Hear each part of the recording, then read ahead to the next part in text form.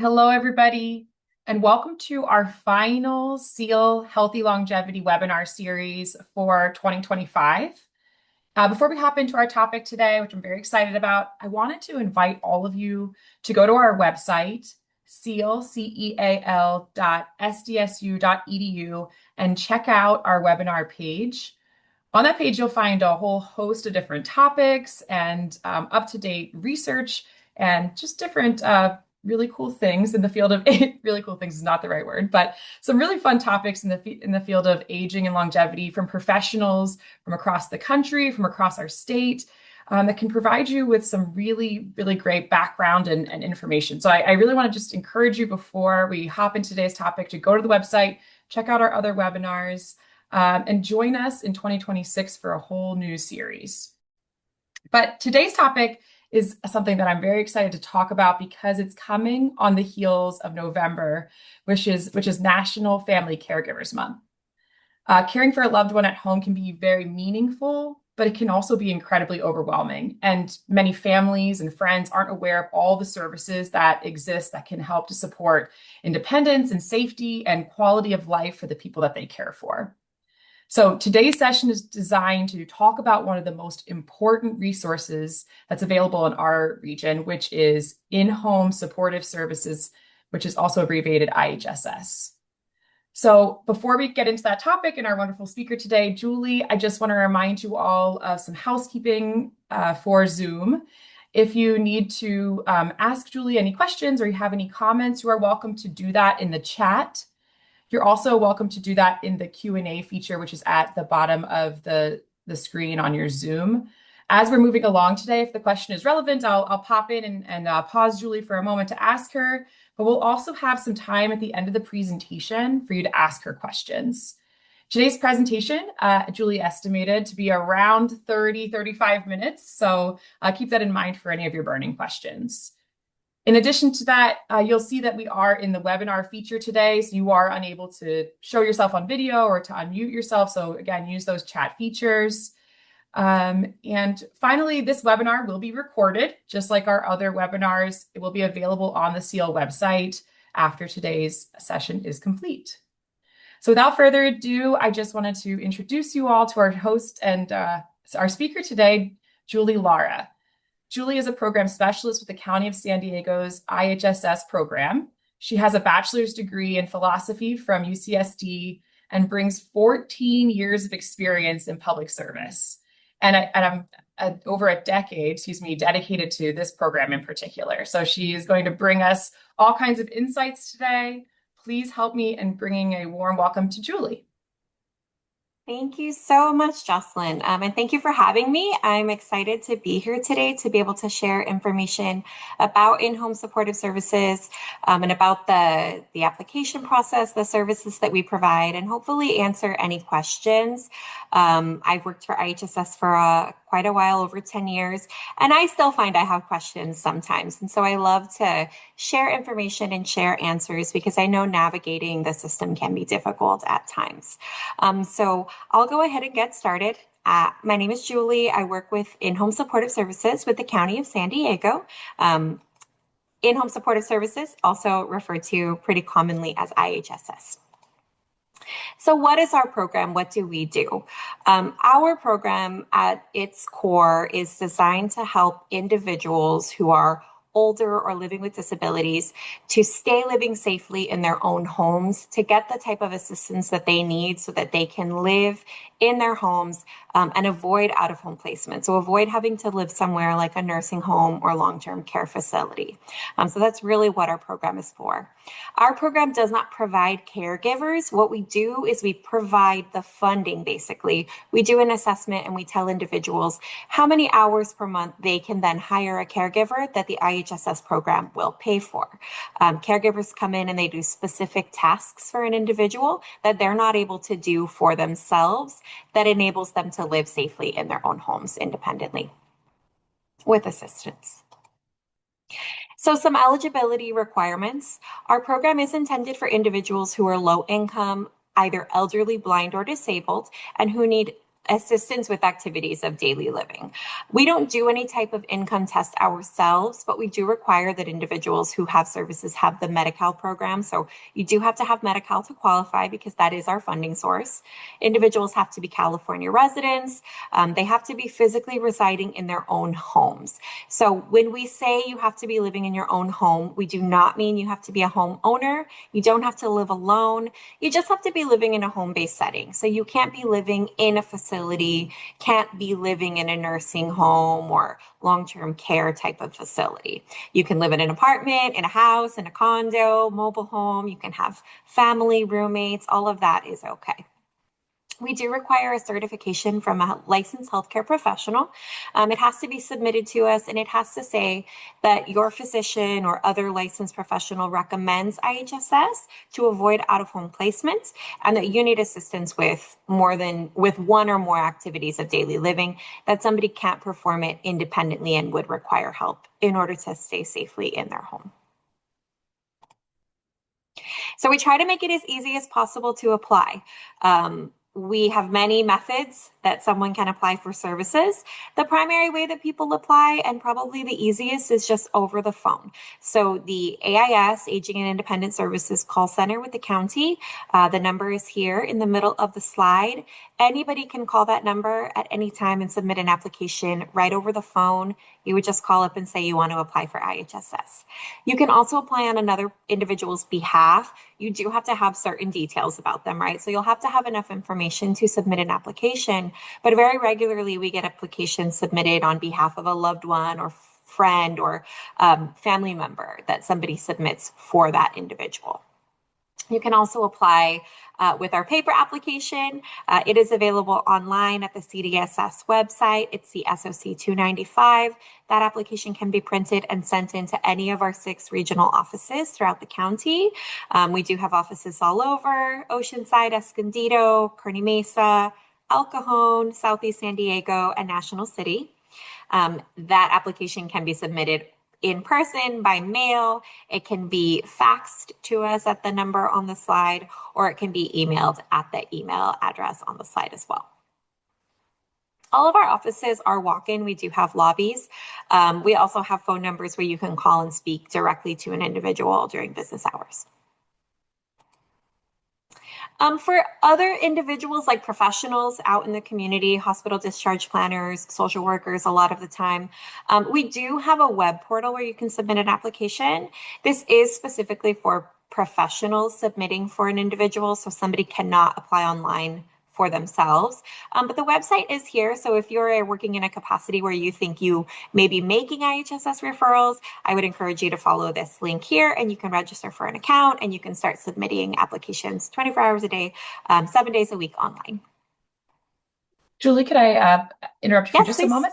Nadine asked if you would mind reading the number for IHSS out loud in case there's someone that's visually impaired or blind. Yes, absolutely. So our number for our call center is 1-800-339-4661. So just one more time, 1-800-339-4661. And that number is good to apply for IHSS, but it's the AIS hotline, or it's not a hotline, I'm sorry, it's a call center number. So that's a great resource to have if you have any questions about resources for older individuals or the disabled in San Diego County. You can call up and you can get lots of good information, not just IHSS related. This is also the number where individuals would call to make adult protective services referrals as well. Thank you. All right. So once an application is submitted through one of those methods, what we do on our end is we assign out our applications based on the zip code. So like I mentioned, we have 6 district offices and we have our zip codes assigned out. It'll go directly to an IHSS social worker within the appropriate region. Immediately, we send out the healthcare certification form to the applicant. So it's the SOC 873, the healthcare certification that goes to the individual's licensed healthcare professional. So the individual applying has 45 days to get that taken care of. They take it to their doctor, have their doctor fill it out and get it back to us. On our side, Once we send out that form, we're also going to work on scheduling an individual for an in-home assessment. So typically we'll send out a letter letting somebody know when their home visit date and time is. We may also make a phone call, but it's going to be one of those methods. A social worker will reach out and set up an appointment. All of our applicants have an in-person assessment completed. A few years ago, there was more video assessments and things being done over the phone because of the pandemic. But at this point, everybody is back to having an in-person assessment, which is great because we get to come and talk to individuals in the comfort of their own homes, right? We get to see you in your own setting, and it just helps for that communication so that we can get a really good, clear idea of what it is somebody can do for themselves and what they need assistance with. So we'll schedule that. We have 45 days to get the healthcare certification back and also to complete our assessment and make a determination on an application. Just real quickly, we do take privacy very serious, right? So we're always happy to speak with anybody who an individual would like us to speak with. We do have to have proper release of information on file before we can do that, of course. So we use the 2307 form, authorization to use or disclose protected health information. We get that form on file if we ever have an individual who would like to have access to a case. We'll contact the applicant or recipient, make sure that there's somebody that we can speak to before we disclose any information to them. So once we get that initial assessment scheduled, we go out and we conduct that assessment in someone's home, right? So we do our home visit and we just really come out and we talk to the person applying. We do understand that at times an individual may not be able to communicate with us directly for many different reasons. So if we have to, we can speak with family members, we can speak with caregivers, we can speak with authorized representatives, anybody else who is familiar with the situation and that the applicant would like us to speak with, or perhaps a conservator, situations like that. If it's a minor, we speak with the parents of the kid. But we also really like to get as much information as possible from the individual themselves because they have the best idea about what they can and cannot do, right? So we talk about medical diagnoses, we talk about health history, we talk about living arrangements, who do you live with, how are you meeting your needs currently, what does your day-to-day look like? What are your functional impairments, both physical and mental abilities and limitations, and any other additional resources that might be available to you. And so we do look at medical diagnosis and health history, but at the same time, we're not a diagnosis-based program. So diagnosis doesn't determine eligibility in and of itself. You can have 5 people with really similar health history who have drastically different abilities and limitations, right? So what we really want to know is what is it that you can do for yourself? What is it that you need help with? And what are those reasons why you may need assistance in those areas? And so that's really what we come out. We ask very detailed questions. At times they can feel very personal, right? But we do have to ask those types of questions so that we can get an idea of what it is you need your provider to come out and help you with. So as mentioned, we do have a 45-day time frame to have an application processed. I will say in San Diego County, we're pretty good at getting it processed before that 45th day. We try our best, but we are not an emergency program, right? It does take a little bit of time for an application to be processed fully. The person applying also has 45 days to get the paperwork they need in order to get back to us, right? Once we make a decision, we do issue all of our official decisions in the mail. So we'll send out a notice of action, letting somebody know if their case was approved, and if so, for what services and for how long each month they can pay a provider to come in and care for them. If their case was denied, the specific reasons for why their application was denied. It's important to note that with any of our decisions, whether a case is approved or denied, or we make a change to eligibility, people always have the right to file a request for a hearing, right? If you disagree with any of our determinations, first, we always encourage, give us a call, talk to your social worker. see if maybe there was just a mix-up in the communication and we can fix it. But if you disagree with our determination, you do always have the right to file for hearing and speak with an administrative state law judge about the outcome of the case. Information for that is always going to be located on the back of those notices of actions too. It's got an email, it's got an address, it's got a phone number that you can always reach out to. So this is what we do. So this is the types of services that our program can provide assistance with. It's really all the things that we each need to do every day to take care of ourselves and make sure we're safe and healthy, right? So on the left here, we have all of our personal care services, things like bathing and grooming, dressing, bowel and bladder care, menstrual care, ambulation and transfer, fancy ways of saying, walking around, getting in and out of bed, getting on and off chairs and wheelchairs, rubbing of skin and repositioning for individuals who might need that, certain range of motion exercises, care and assistance with prosthetic devices. Within that category, we also can pay a provider to assist with medication management, so filling up pill boxes, opening bottles, and setting up, daily or weekly pill organizers, assistance with feeding, and then accompaniment to and from medical appointments. So we don't pay for transportation in general, but our providers can be paid to take somebody to their medical appointments.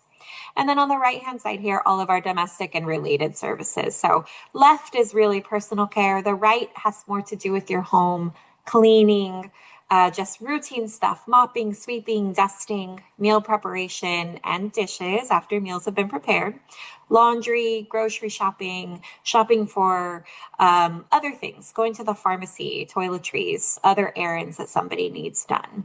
And then a couple additional services that I'll talk a little bit more about. We have paramedical and protective supervision.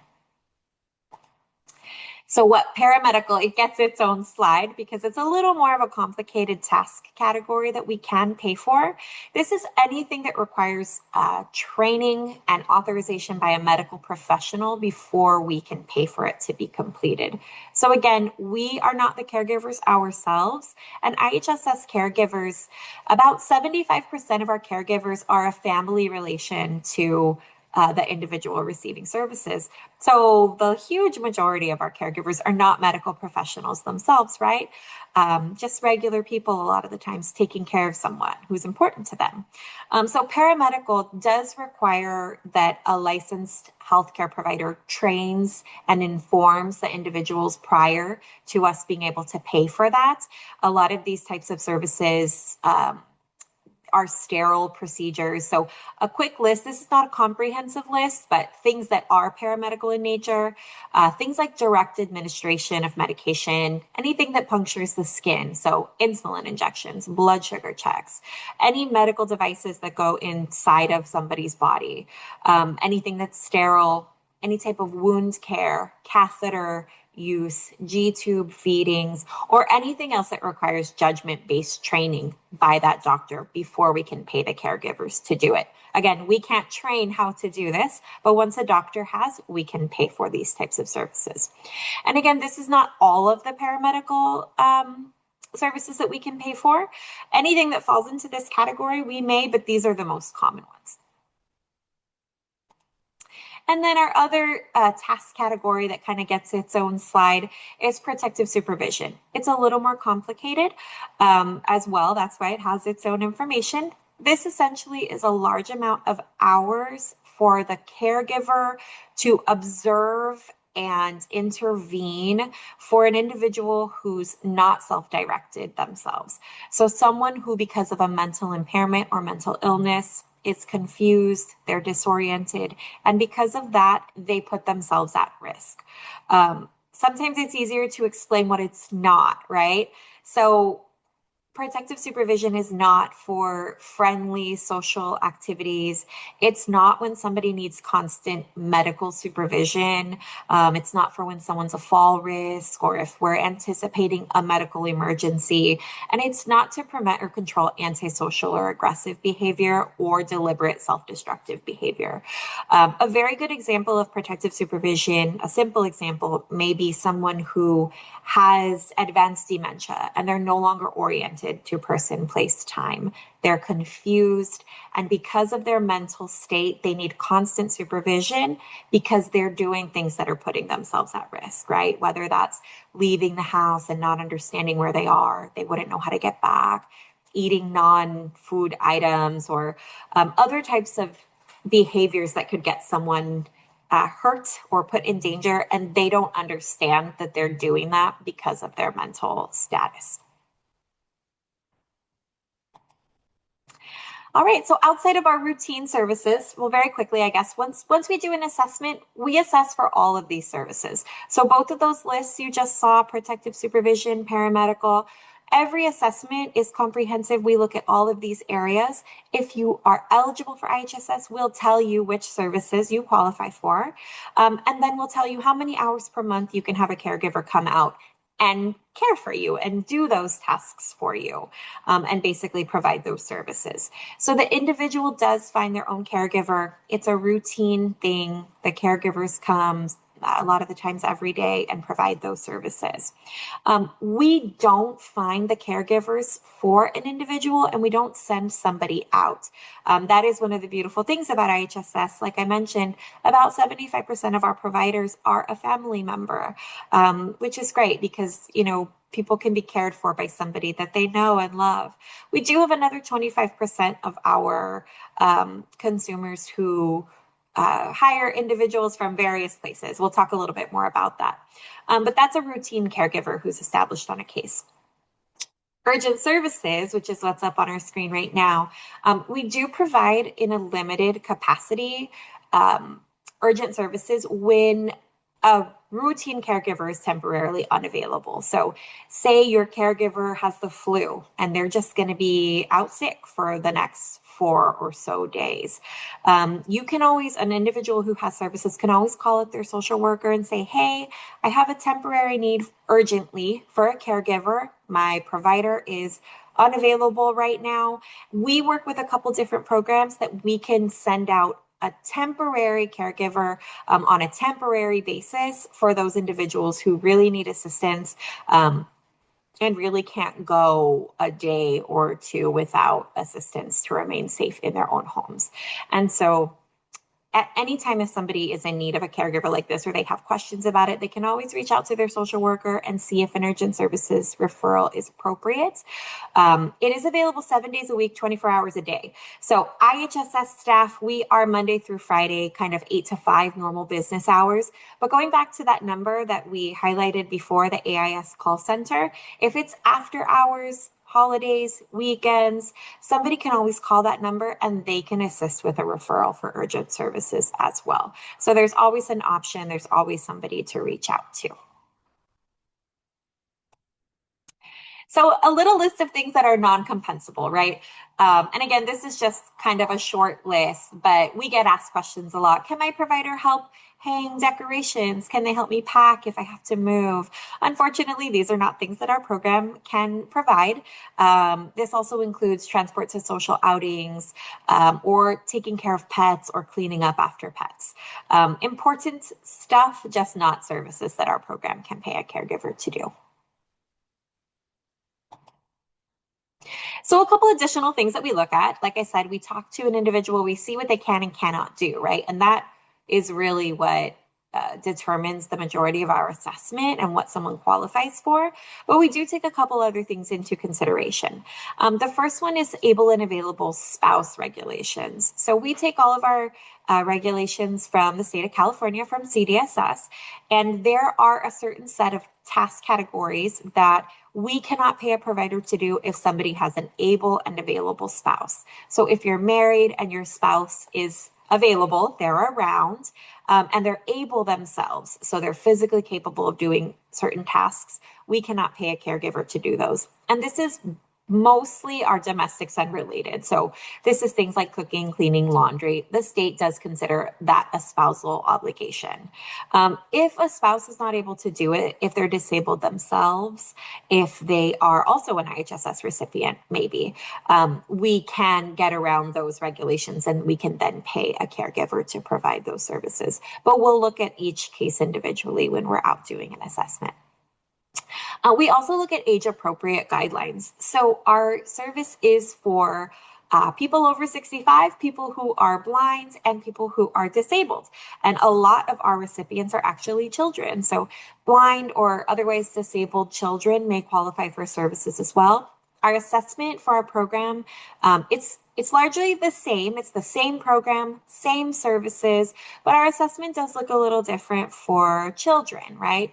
Because we're going to look at what they can and cannot do, but we're also going to compare that to what's age appropriate and what we would expect from a typically developed child of the same age without a disability. So if we're talking about a child who cannot bathe themselves, who cannot use the restroom independently, they can't get dressed, and they're 17 years old, that's a very different assessment than someone who can't bathe, can't get dressed, and can't use the bathroom, and they're 18 months old, right? So we're going to look at like science-based age-appropriate guidelines for all levels of development, and we compare. So children may not be eligible to certain task categories when they're younger, but we do take everybody's specific circumstances into account, and we do an individualized assessment for each one of our applicants. We have people, there's no minimum age. We have newborns who receive IHSS services. There's no maximum age, and there's no minimum amount of eligibility either. There's no minimum amount of hours to qualify. The last thing on this list is shared housing. And so it's okay, like I mentioned, to share your house. It's okay to have roommates. It's okay to live with family, but we do take that into consideration in certain areas. So IHSS services are intended for the individual who qualifies, meaning for domestic services, for cleaning of the home. Those services are going to be just for cleaning the spaces that an individual themselves uses, right? So if they use their bedroom, living room, kitchen, that's what we may approve. We're going to prorate shared spaces as well. So if they share their kitchen and their living room, for example, those services will be prorated. Our providers won't be paid for cleaning unused rooms in a home. So say you have a roommate, IHSS provider won't be paid for cleaning your roommate's bedroom. It's only the areas that the individual themselves have access to and use. So once a case is approved, we do an annual reassessment, typically about every 12 months. We're going to go out, we're going to do another home visit, we're going to come out and see you again in your home and talk about how you're doing, if there's been any significant changes in your abilities, any new health diagnoses, anything that needs to be adjusted on your case. And we do this every 12 months, every year, as just a routine reassessment. It is also required by the state that we do a reassessment every year. However, like I've mentioned, an individual can reach out to their social worker at any time throughout the year. We have caseload carrying social workers. So I know with other county programs, there's big call centers and you just kind of get whichever worker answers the phone that day. It is not the case with IHSS. We have IHSS social workers who have had their clients for 15 years and they've worked together for a really long time. So you'll have the number to your social worker. If something happens mid-year and it results in you needing an assessment to be done prior to that year mark. So say 6 months into the year, you fall, break a bone, and you're no longer able to walk by yourself. You can always call up your social worker and we can do an assessment, adjust the hours on the case so that you can get the assistance that you need, even if it's temporary, right? So if you're recovering from some kind of injury like that, maybe you're going to need extra assistance for 8 to 10 weeks or something like that. Or you've had a surgery and you need assistance in a way that you didn't before. So you're always welcome to contact the social worker and discuss if a change needs to happen prior to that year's reassessment. So just some responsibilities for the individual. So I know I already mentioned an individual is responsible to find their own caregiver. They hire, train, supervise, terminate their provider if they need to. So if it's not working out, they both have the responsibility, but also the right to fire that provider, right? And find somebody that's going to work for them. Obviously, they are responsible for cooperating with county and state staff. So you have to let us come out and do a home visit. We do come into your home. There's paperwork involved, right, to receive services. Scheduling the providers based on your needs. So you're going to be responsible for setting up that schedule with your caregiver. I need you to come Monday, Tuesday, Thursday, and working together to find a schedule that works for the both of you. Again, so many of our providers are family members. A lot of our providers already live with the individual they care for, right? So it may be a little more unofficial if that's your circumstances. Reporting absences from the home. So if you're ever hospitalized, if you leave the state or the country for a long period of time, you do need to report that to your social worker. For periods of hospitalization, you cannot claim IHSS hours because your Medi-Cal services are paying for your hospitalization at that time. They cannot also pay for a caregiver. I will say, though, that it's only for full days of hospitalization. So if you go to the hospital on a Monday and you come home on a Friday, your IHSS provider can work Monday and Friday for that time when you were home. It's just that Tuesday, Wednesday, Thursday in the middle where you were hospitalized for the full 24 hours that you shouldn't be claiming any hours. Responsible for reporting changes in address, contact information, household composition. This is one of our biggest reasons why people's cases close sometimes, because you move, we send you letters, we go out to your home, and we just can't get a hold of you. So remembering to always let us know if you change your phone number, if you move.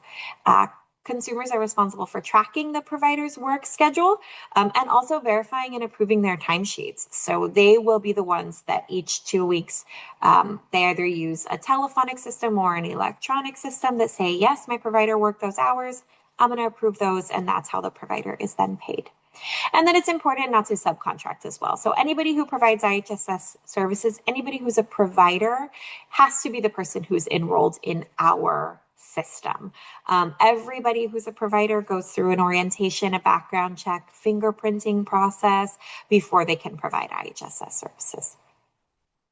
I should note too, I use a couple different phrases: provider, caregiver, individual provider, or IP. All of those things mean the same thing. So the person who's providing the care to the individual. So who can that be? Like we've already said, relatives, family, friends, neighbors, really anybody who an individual wants to be their provider, as long as they do the orientation, background check, and they can pass that process, that's perfectly fine with us. If you don't have somebody in mind like that who you can hire as your provider, we work with the public authority. They're a separate contracted agency who handles things related to providers. And one of the things that they do is they run a registry. So they have a list of individuals who have had their background checks done. They have their fingerprints on file. And an individual can always call and say, hey, I need to hire a provider. Give me a list of individuals on the registry that then they can call, interview, and choose from. So like I mentioned, all of our providers do an enrollment process. They have their backgrounds checked through the Department of Justice, and this includes family members. This even includes parents of minor children. Everybody has to go through this process before they can be paid as a provider. And so then my last slide here is just a little bit of information about the public authority. Like I mentioned, this is a contracted agency that we work very closely with. We work in the same offices as them, and we do work side by side to make sure that our clients and our providers have everything that they need. So they run that no-cost registry of providers who are willing to work for IHSS recipients. They provide training to recipients and providers. They do timesheet trainings, and they do the enrollment process. They are the ones that initiate those background checks. So I do have their website here, www.sdihsspa.com. And the public authority phone number is 1-866-351-6955. 7722. So again, that's 866-351-7722.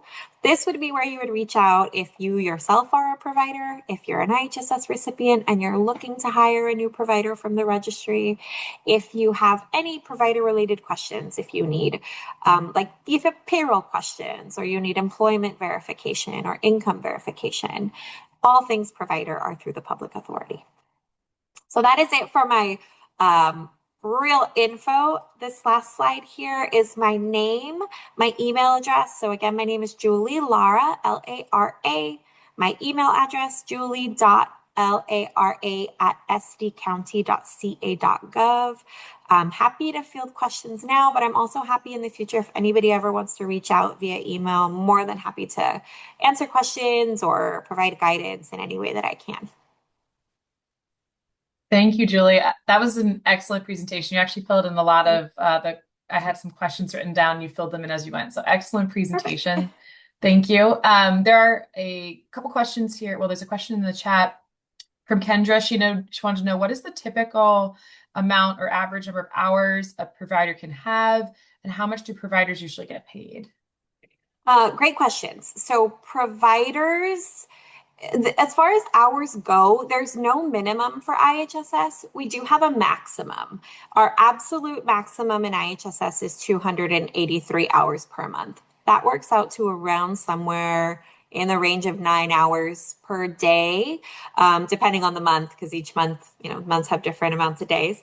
But it is somewhere around 9. So we do not provide round the clock care under any circumstances. 283 is absolute max.